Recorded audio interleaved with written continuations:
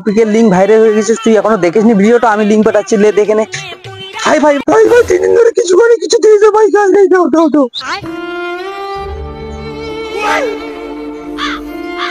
ভাই 100 টাকা দিয়ে তো একদিন চলবে, আরো 2-3 দিন চলার মতো কিছু একটা দাও। আরে একে দেখেই মনে হচ্ছে 3-4 দিন ধরে খাইনি। 5-6 মাসের জন্য যদি খাওয়ার কোনো ব্যবস্থা করে দেওয়া যায়, আইডিয়া।